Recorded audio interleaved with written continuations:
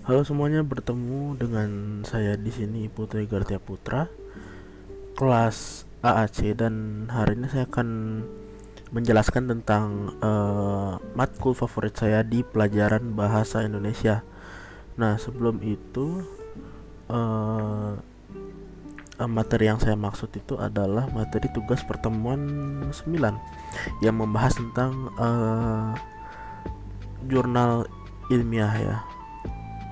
Jadi di bagian sini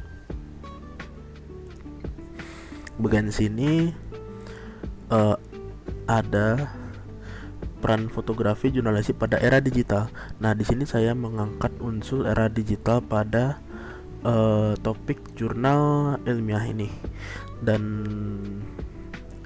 saya mengambil PPT yang ini, teknik pengutipan dan penulisan dalam karya ilmiah. Dan sebelum itu, saya akan perlihatkan PDF yang uh, menjelaskan tentang peran fotografi jurnalistik pada era digital ini.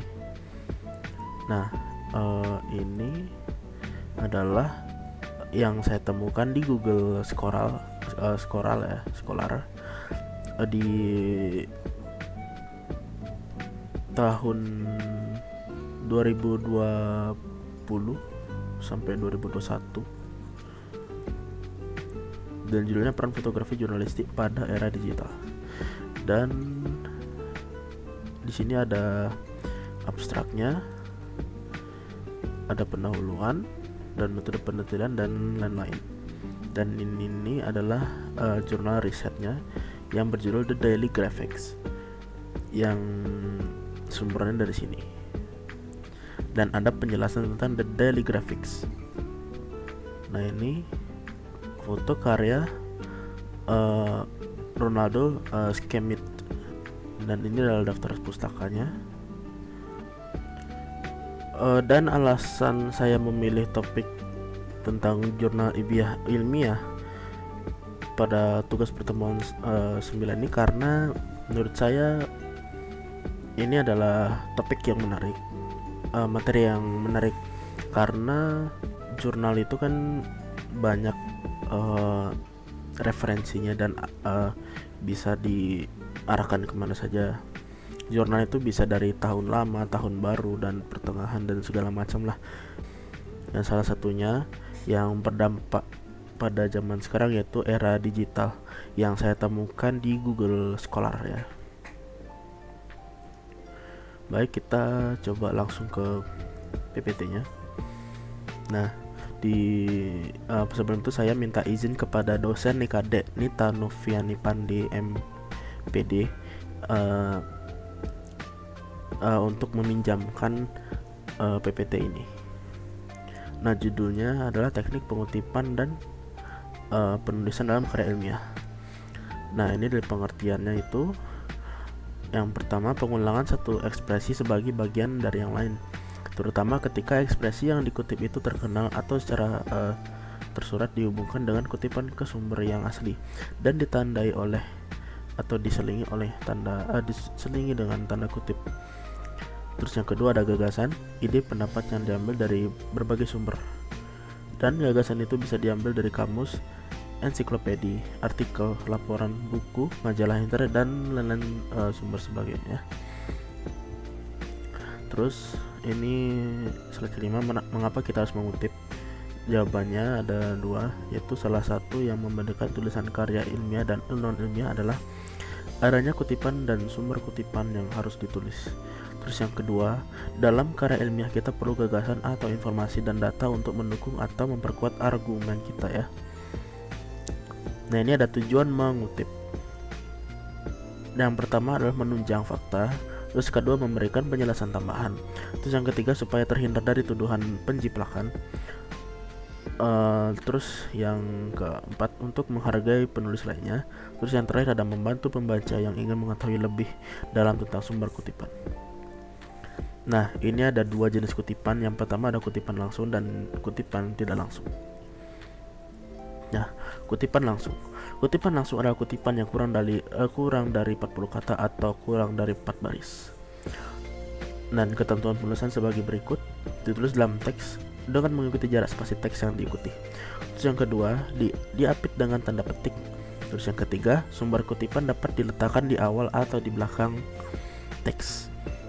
Dan peletakannya, sumber kutipan di awal, nama sumber ditulis di luar tanda kurung. Sedangkan tahun terbit dan nomor halaman ditulis dalam kurung. Bila sumber kutipan ada di belakang, nama, tahun, dan halaman sumber diketik dalam kurung. Dan ini adalah contoh kutipan langsung. Nah, ini adalah contohnya. Ada tanda kurungnya dan ini ada tanda petik, tanda kurung. Dan ketika sudah selesai menjelaskan tentang artikel atau sebuah kalimat, diakhiri dengan tanda kutip tutup. Ditulis apa adanya sesuai dengan yang ada dalam sumber kutipan. Dan ini adalah kutipan tidak langsung. Yang pertama, kutipan tidak langsung adalah kutipan yang ditulis dengan membuat parafrasa atau modifikasi sedemikian rupa tanpa mengurangi substansi isi kutipan. Terus yang kedua, dalam penulisan karya ilmiah, teknik pengutipan yang tidak langsung merupakan teknik pengutipan yang lebih dianjurkan. Dengan membuat kutipan-kutipan tidak langsung akan mempresentasikan kecakapan berbahasa seseorang. Terus berikut ketentuan dalam penulisan kutipan tidak langsung. Di antara lainnya ada ditulis integral dalam teks. Kedua, tidak ditulis dalam tanda petik. Terus sumber kutipan dapat diletakkan di awal dan di akhir. Sumber kutipan di awal terdiri atas nama akhir pengarang atau ditulis di luar tanda kurung. Tahun dan nomor halaman ditulis di dalam tanda kurung. Terus ada bila sumber kutipan di akhir teks kutipan, maka nama pengarang, tahun terbit, dan nomor halaman ditulis di dalam tanda kurung. Terus bila pengarangnya 2 orang, sebutkan nama akhir pengarang pertama dan nama awal pengarang kedua.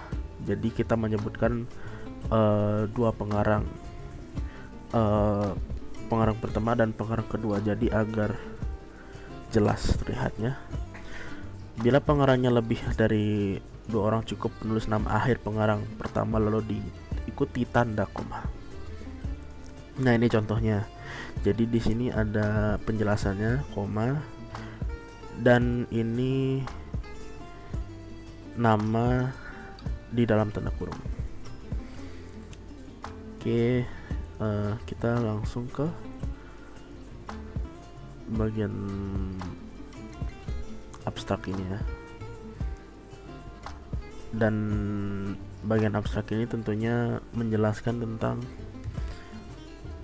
era digital, tentang fotografi ya.